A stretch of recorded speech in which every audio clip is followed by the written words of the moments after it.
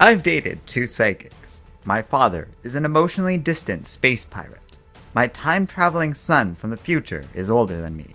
My younger self hates me. And yet still, somehow, you were the most complicated relationship in my life. Scott Summers kept the team from falling apart. He maintained his distance and made the hard choices. But Logan did whatever he wanted. He divided the X-Men at their most vulnerable time and became a hypocrite. Scott can't remember a day when Wolverine didn't make the leader's life a living hell. And yet, Scott Summers has been unable to sleep. Years ago, after Jean Grey's death, Scott planned on leaving the school. But Wolverine tells him that he must stay. When the whole universe wanted her dead, Scott stood beside the woman he loved the most and said no. That's the kind of man that Wolverine can follow. And guys like them don't get to quit. Everyone sees Wolverine as invulnerable, but Scott saw him at his weakest, after Magneto once ripped the adamantium out of Wolverine's body. That time, it was Scott who helped make his friend strong again, as these two never give up.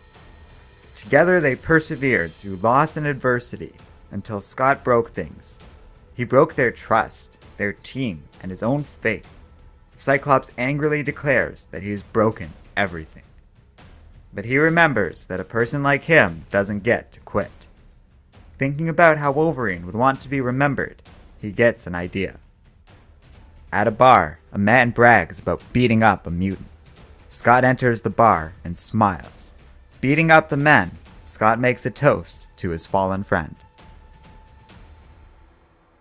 In Japan, Colossus and Nightcrawler arrive with a package in tow.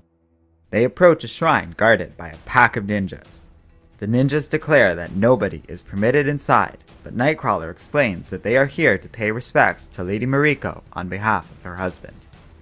When the two X-Men refuse to back down, they are let inside.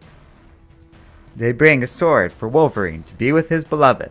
However, when they place the sword in the ground, the ninjas attack. But the two mutants are all too happy to fight, as this is another excellent way to honor their fallen comrade. In a shady bar, Wolverine's enemies happily give toast to their fallen nemesis, all agreeing that his death was long overdue. Hisako gives the villains one chance to apologize, but they are not impressed. Bringing out her armor, Hisako attacks the villains. However, it does not take long for the four supervillains to overpower the lone mutant and begin to beat her senseless. As Mystique is about to shoot the mutant in the head, Helion bursts in and terminates the Danger Room program. Julian demands an explanation for the young mutant's actions, but Hisako has been drinking, and pretty soon she punches him in the face. When Julian gets mad at her, Hisako explains that she felt Wolverine's death the same way she would feel a family member's death due to the ancestral nature of her powers. Julian says this is actually rather touching, as it means that Logan will always be a part of her armor. Feeling better, she thanks Julian, and they shake hands. However, when Helion asks Hisako out, she quickly turns him down.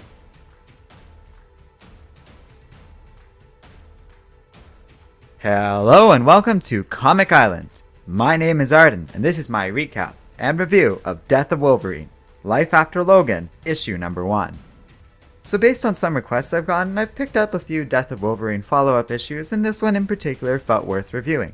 I've been pretty neutral on the Death of Wolverine tie-ins overall.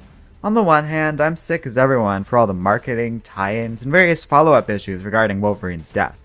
I am certainly not one to disagree that this is all rather overblown, and it's perfectly obvious to me this is a transparent scheme to sell more comic books.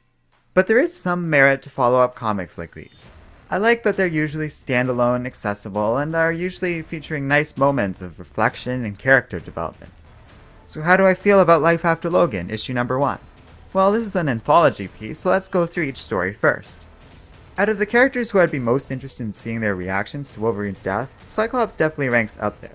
His complicated relationship with Wolverine that is usually contentious but has always been ingrained in mutual respect is really interesting, and seeing how Cyclops would react to Wolverine's death at this point in his life is pretty cool to me. So this part of the comics was by far my favorite. I like the art a lot, and I think it's a great treatment of this complex history, and I really enjoyed the narration. even if it is Scott Summers at his maximum level of angst. Luckily, for all the grief and self-loathing, the comic ends on a rather happy note, and I feel like this was by far the best of these 3 stories in this comic. The second one was also enjoyable, but nothing that special. I wasn't that big a fan of the artwork, but I didn't hate this story, and overall it was a nice way for Colossus and Nightcrawler to remember their fallen friend.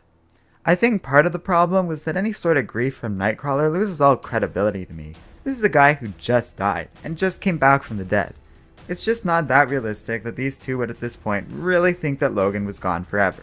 So this story as a whole falls a bit flat for me. And as for the third story, well, I like the characters involved here.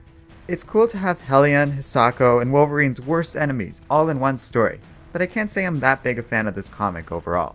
In terms of a story dealing with the loss of characters, which at this point I've seen an awful lot of, this was a pretty standard affair and nothing that interested me all that much. So there you have it. 1 story that I really liked, and 2 that I thought were just okay. Now, would that be worth the cover price of $4? Probably not. Unless you're a big fan of Cyclops, odds are you could get a more interesting comic for a cheaper price.